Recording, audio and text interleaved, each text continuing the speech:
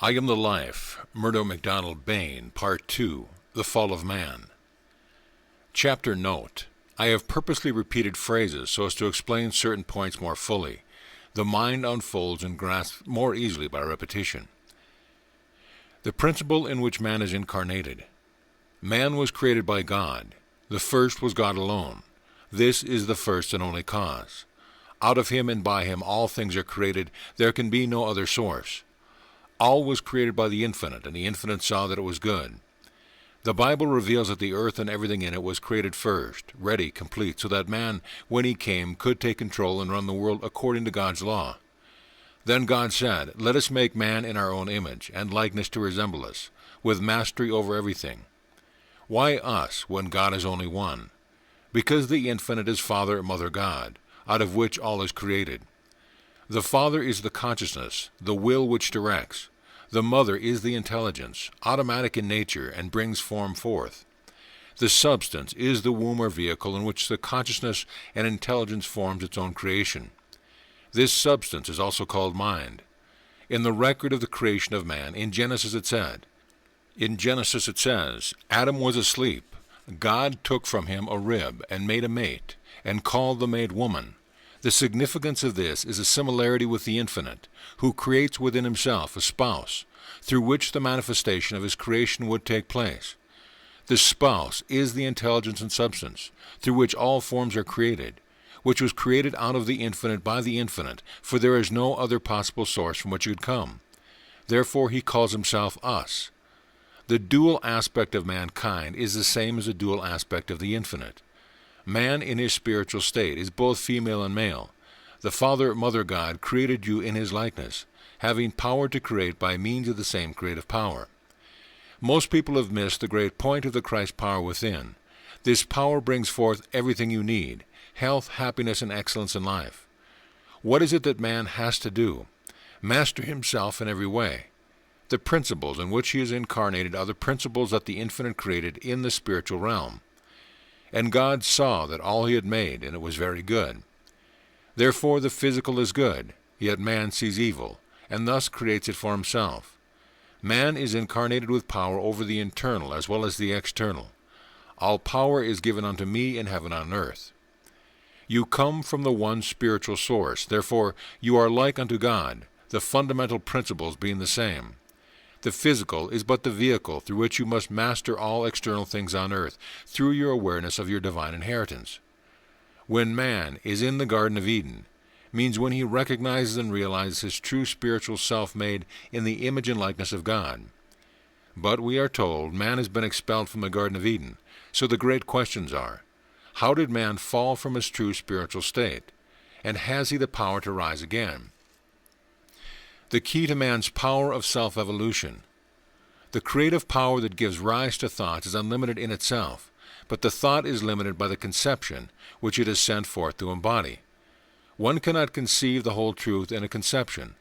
Truth is not a conception. We do not conceive the truth in our minds. We know the truth is, not what it is. The mind is the vehicle through which truth reveals itself to man. Truth is the Infinite himself, the mighty power everywhere, the creator of all things created by God were good. No matter how great a conception is, it is limited, because mind cannot comprehend all truth. But you cannot limit truth, for truth is beyond mind.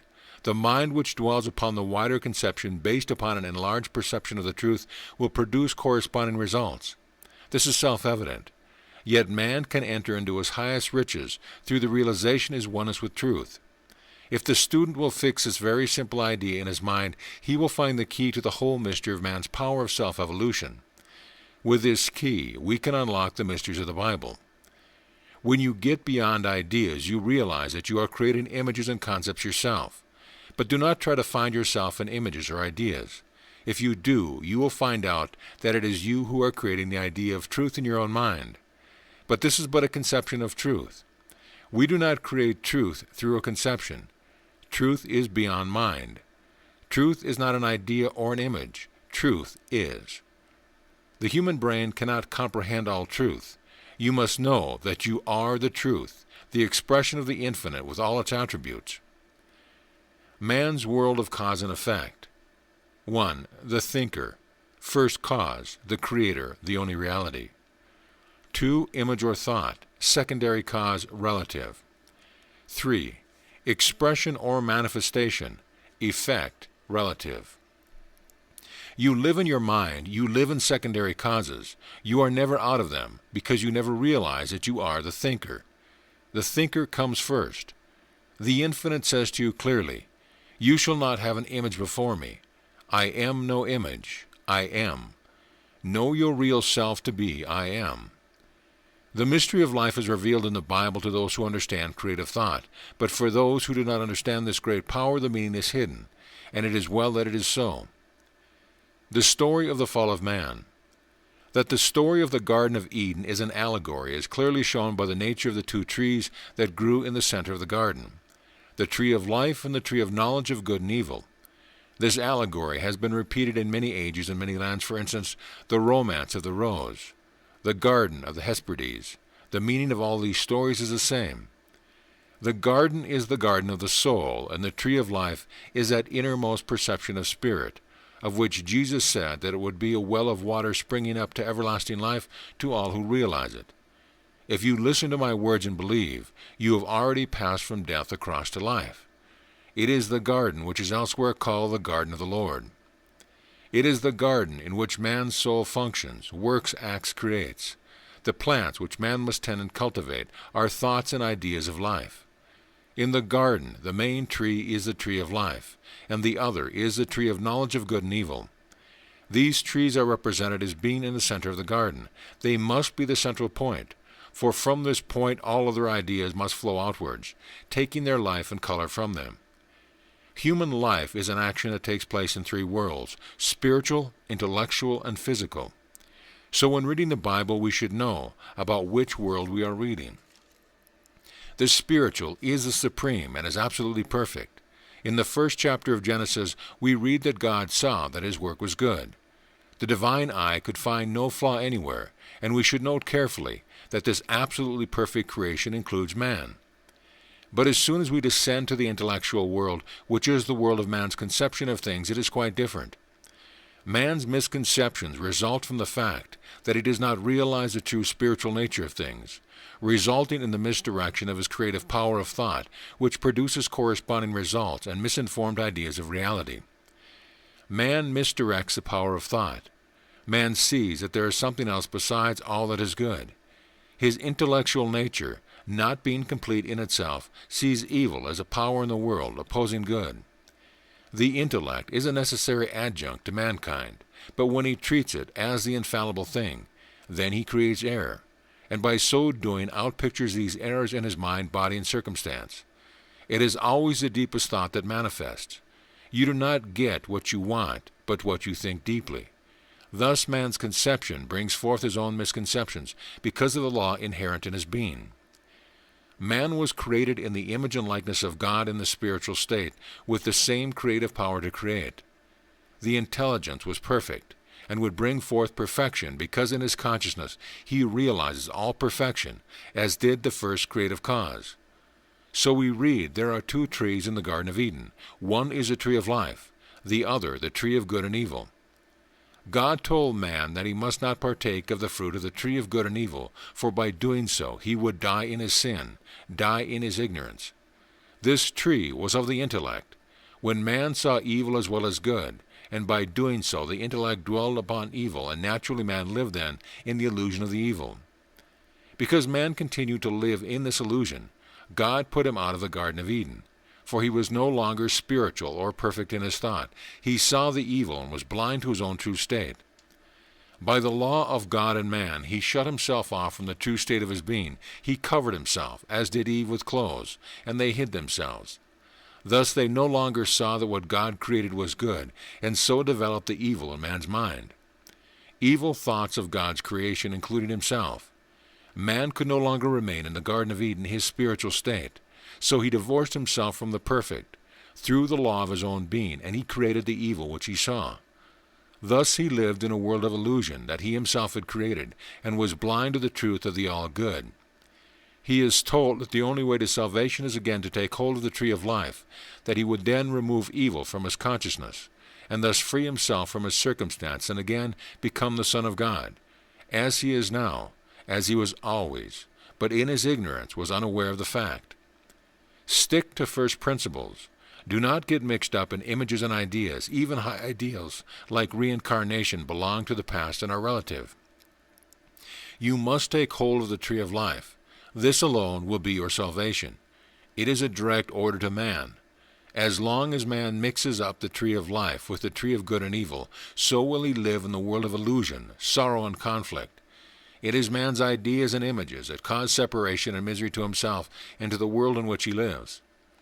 You must become one-pointed with regard to the tree of life, which is man's perfect state. Then and then only can be shed this self-created illusion. I and the Father are one. I do the will of the Father. The Father's will is done in me. Believe you are life. What one believes, so it is unto him. He that believes in his heart, because his own creative power is one with the great creative power in the universe, and by this he thinks, and what he thinks, so it is unto him. Good and evil are relative terms, and the fruit is the growth or manifestation of these, so man eats of the effects, and has lost himself in illusion. We are bound up in the effects of our own causes. Freedom comes when we discern the cause in ourselves and remove them. Then that which really is, love and understanding, this is the freedom of truth. Man's consciousness is not the result of some evolutionary process, nor is it the reaction to external things. It is the essential awareness of life itself. Man is essentially spiritual, and was so before he became physical. He is now spiritual, for that is his eternal reality, and as he really is in nature. Man's spiritual evolution or unfoldment begins when he realizes his awareness as being one with the infinite awareness. This must come through the individual first, before it becomes universal. Then naturally the change will take place in the whole race. The new heaven and the new earth will come into being, for the very germ, the seed, is here now at this moment, forcing its way through the darkness of the human mentality. It only wants man to bring this into operation, for his is the greatest power the infinite has on the earth, and he alone is the one who can do it. The way to complete emancipation is the recognition of the one good, and the acting of that good, because in fact mankind alone is the instrument through which the infinite is operating. When we realize the perfect spiritual state, it will manifest, for it will come forth from its own free will. This is a law of our living and the law of life. That what we know to be true becomes true. According to your faith, so shall it be unto you. These words are well known, but few understand the depth and power behind the spoken words. These words, when understood properly, will lead you into the mighty truth, but when you accept it fully into your life, the perfection of the innermost essence will be proclaimed in the external. It can only be when you realize your own creative power, made in the image and likeness of God. Free yourself by the recognition of this truth. Raise your hand and take hold of this, the tree of life, and so gain your divine birthright. Life alone lives. We are life. I am the life. The beginning and end are one. Is there anything strange or peculiar about these words? They mean exactly what they say. The Master said, I am the life. The Father and I are one. And he proved definitely that he was the life. He brought to mankind the greatest message in all the world, all of the man's divinity and external existence in the all-good. Man has to accept this to make it a reality in his own life, and within mankind himself is the proof of this. So we see Moses and Jesus are the two great prophets. The one spoke of the other, for Moses said, O would that the Lord raise up a prophet like unto me. And Jesus said in effect, I am the prophet of whom Moses spoke. I have not come to destroy the law of Moses and the prophets, but to fulfill the law. If they would not listen to Moses and the prophets, neither would they be persuaded, though one rises from the dead. Moses and Jesus came to complete the great scheme of the evolution of mankind. Man must actually raise himself up through the Christ within. As Moses raised the serpent in the wilderness, so must the Son of Man be lifted up. These words were spoken by the Master, showing the individualization of universal spirit, or God in man.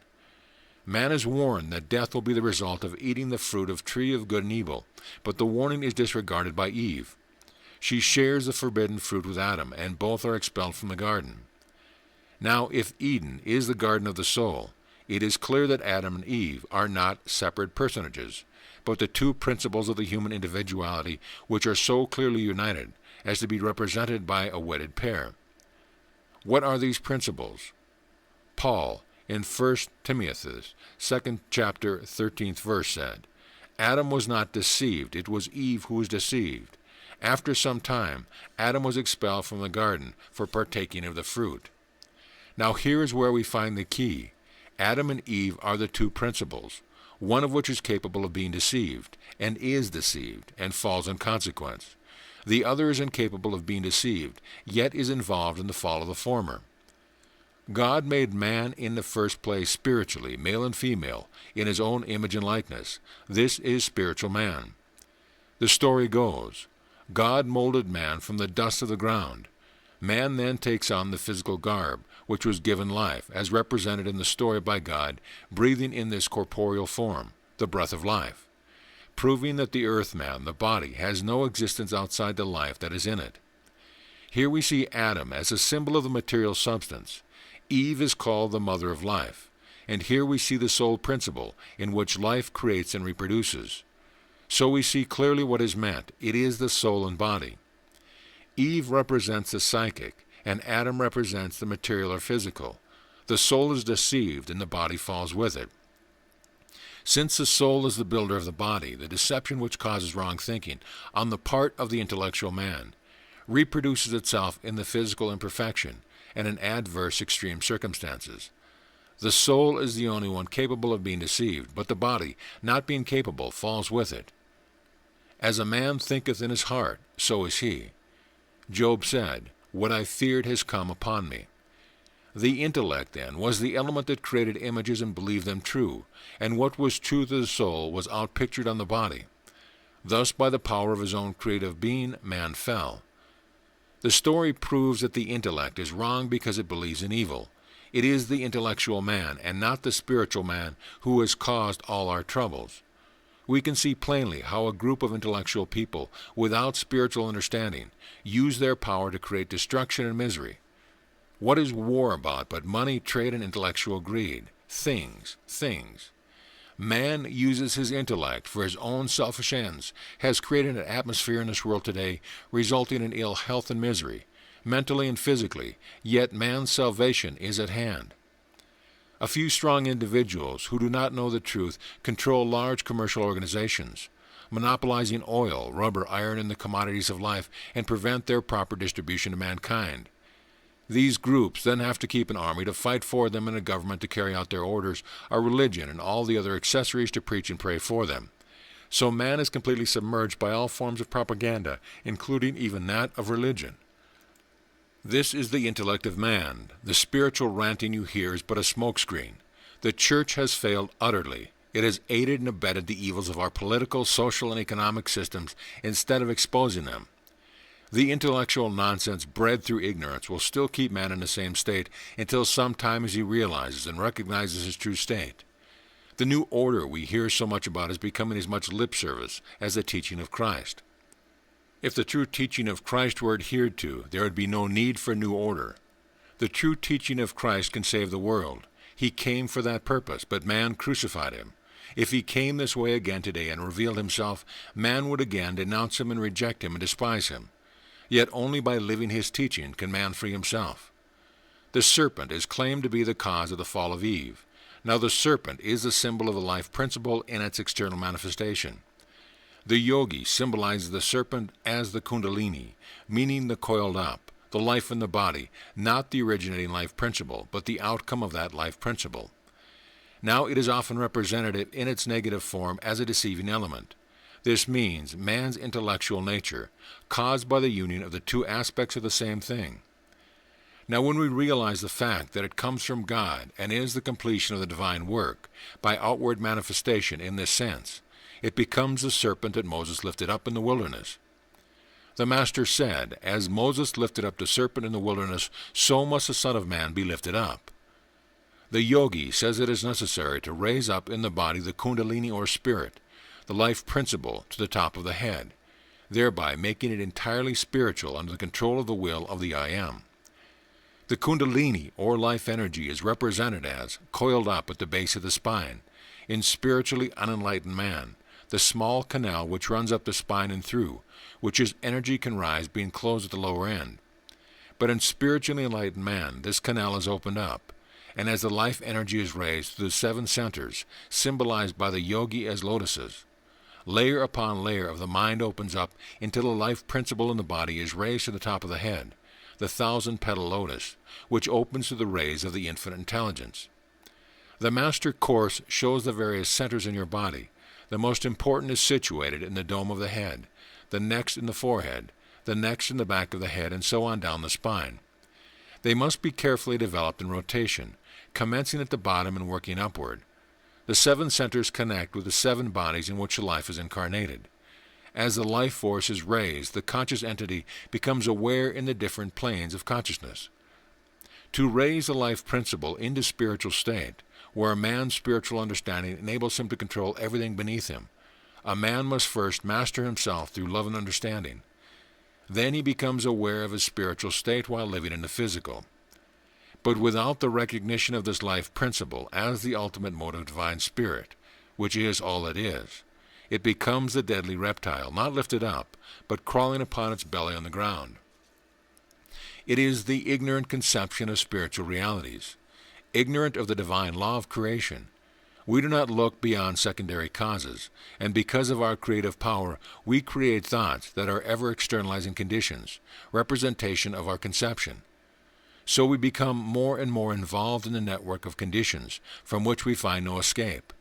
And because we are ignorant of the true law of primary causation, we never suspect this real fact, that the originating power of all this inharmony is ourselves. This is the great deception. We believe the serpent, the conception of life, which sees nothing beyond secondary causation. Consequently, we accept the knowledge of evil as being necessary with the knowledge of good. So we eat of the tree of knowledge of good and evil. It is this dual aspect of knowledge that is deadly. Knowledge of itself is good, but thinking that evil should be studied as knowledge is deadly to the soul because of the law of creative thought. The more we dwell on evil, the more evil is produced, and this means death. The more we dwell on the conditions we ourselves create, the more powerful they appear to us and naturally affect us accordingly. The great mistake man makes is his own conception of evil giving it equal authority to good, with God as some balancing point between them both. Anyone can see that this is a stupid intellect at work, but as the intellect is very much limited in man, he is unable to grasp the whole truth. Man's intellect today is but the outpicturing of error in thought caused by a vicious form of propaganda. Man must emulate the divine, then he brings forth his true nature. Those who do not know their true nature say unkind things about others. This is natural from their point of view, because they are aware of evil in themselves, and they are quite happy and contented if they can make others seem as evil as themselves. But this is entirely a conflict in the mind, a sense of inferiority through lack of misunderstanding. This is a feeling of internal poverty, which must be covered up, and thus we clog ourselves with things, position, society, only to get further into the vicious circle. Harmony in oneself is always expressing and attracting harmony.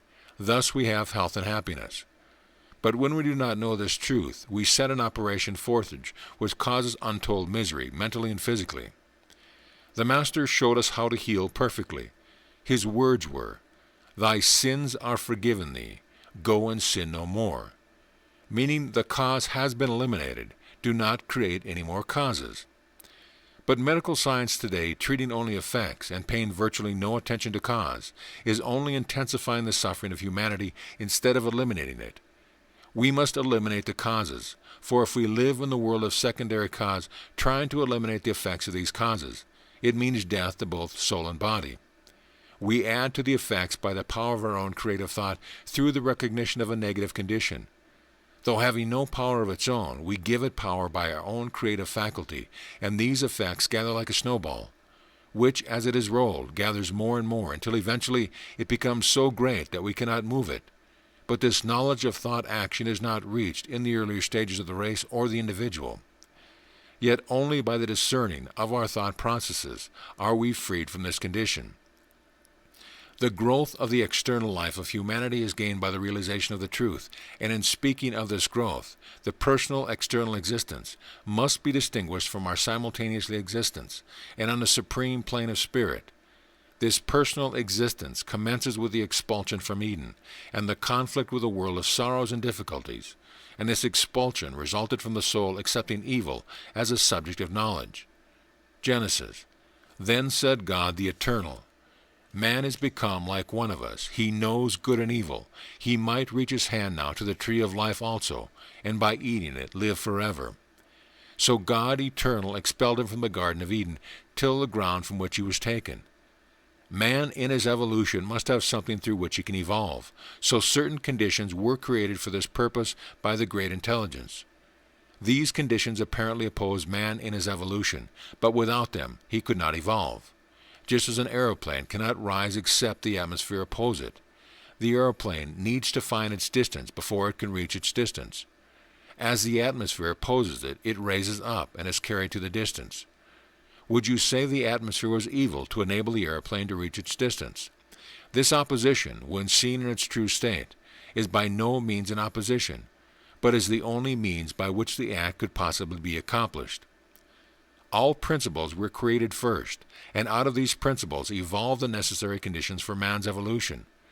Then they are not evil, but good. But man does not know that, therefore he gives power to the opposing fourth, which is but the complement of the first, and thereby gives power to evil as well as to good. Opposition enables you to evolve.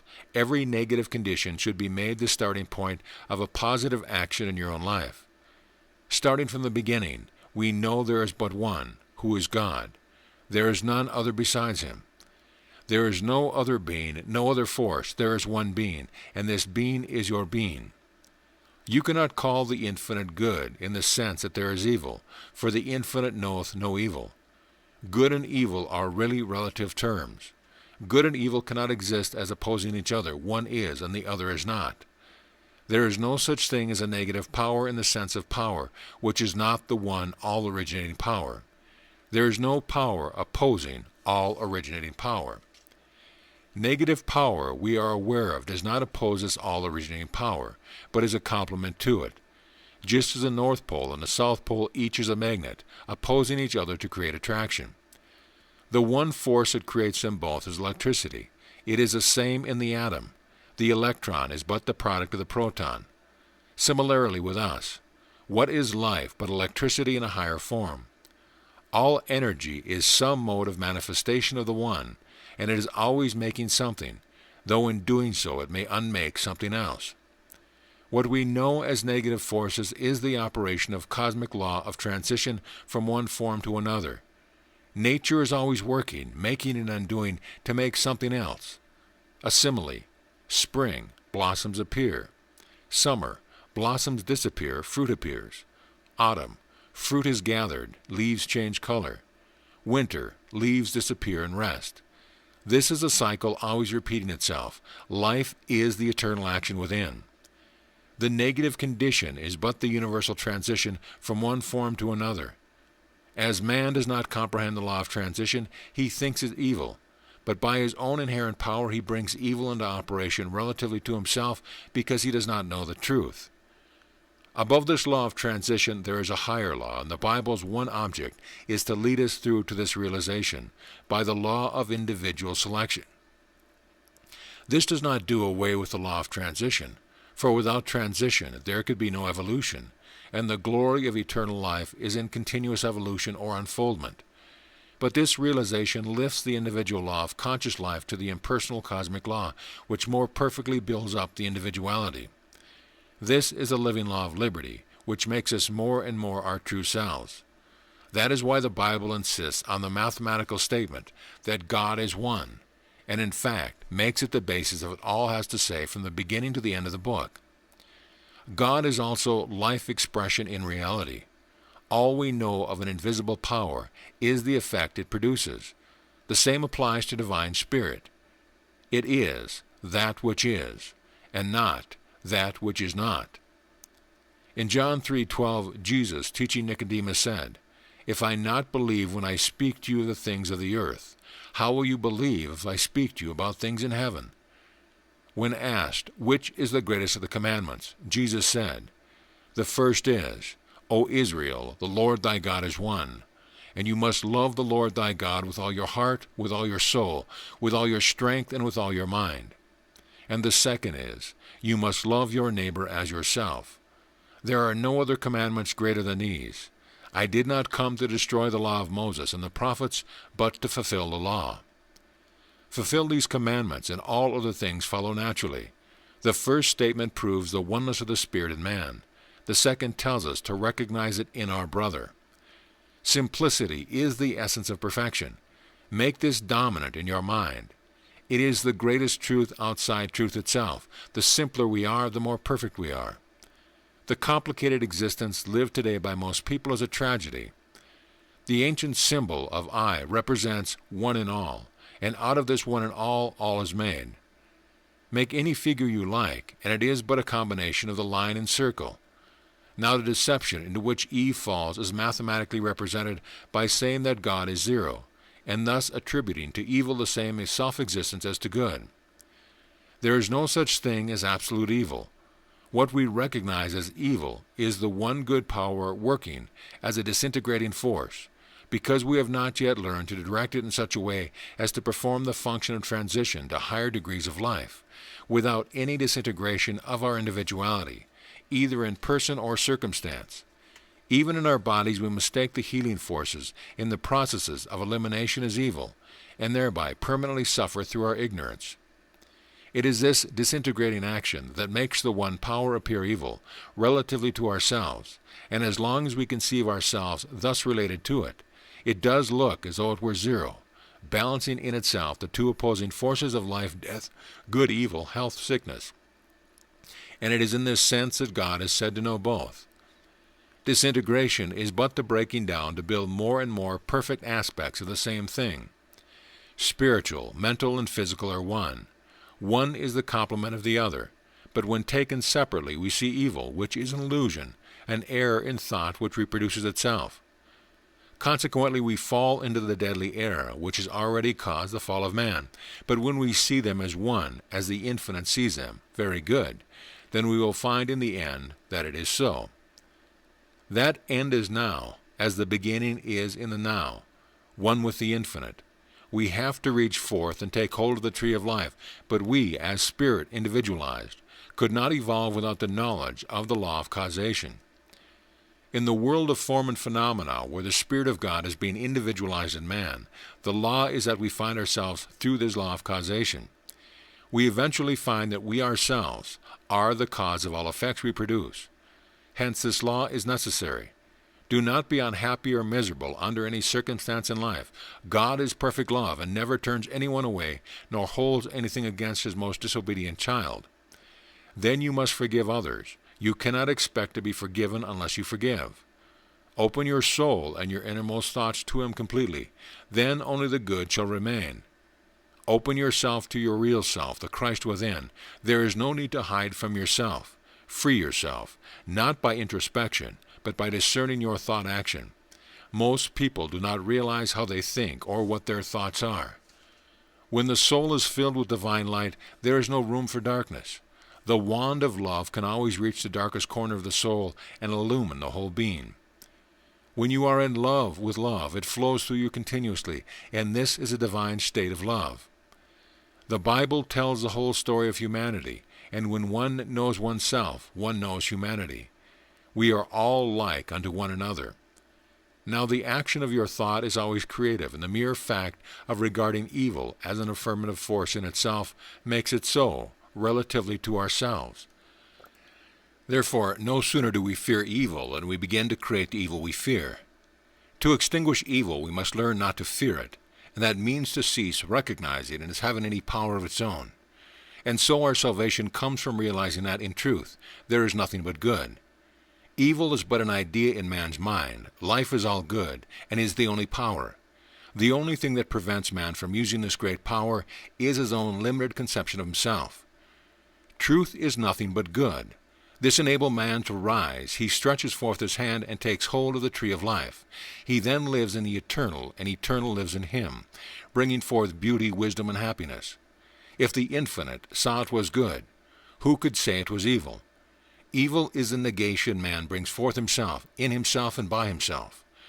Our severe difficulties in life make us cry out loud for relief from our self-created hell. And we will not cry in vain. Spiritual forces will descend on man and lead him out of this desperate position. Then man will realize that within himself is the cause and the cure. St. John, verse 26, the Master said, "For as the Father has life in himself, so too he has granted the Son to have life in himself." The Master made it plain beyond doubt that in life in the Father, God, was the same as in the Son, man. This is the tree of life. That, when taken hold of, will be as everlasting life. Man will learn from experience that evil has proceeded from his own inverted conception, and is not founded upon truth but the opposite. If it were possible for man to attain a knowledge that would enable him to live forever before gaining this experience, the result would be an immortality of misery, and therefore the law of nature renders it impossible for man to reach the knowledge which would place immortality within his grasp, until he has gained the deep insight into the true working of causation, which is necessary to make eternal life the scene of perfection. For this reason, man is being expelled from Eden, lest he should eat the tree of life before he has learned his lesson in the world of illusion. And it is to wipe away this illusion, and so that he shall see his true spiritual state, that the Bible was written. How could you, under any circumstance, remain perfect unless you know the law of causation? Your difficulties are stepping stones, not stumbling blocks. This involution and evolution of man has been going on for millions of years, but to you, in your subjective state, it is but a moment, for there is no time in eternity. The Master said, "Now is the time." Now the serpent represents the principle of error, which results in death, and can never be reconciled with divine spirit, which is truth and life. Therefore the pronouncement upon the serpent is a curse, that is, a sentence of destruction, and the Bible goes on to show how this sentence of destruction is ultimately worked out. The penalty of Adam, or the corporeal body, is that of having to earn his bread by the sweat of his brow, that is, by toilsome labor, which would not be necessary if the true law of creative power behind thought was understood. Note that man was made like unto God, but Adam was from the dust of the ground. This is the difference between the spiritual and corporeal, yet is the same substance, except in degree. There is but one substance. The only difference is degree of substance.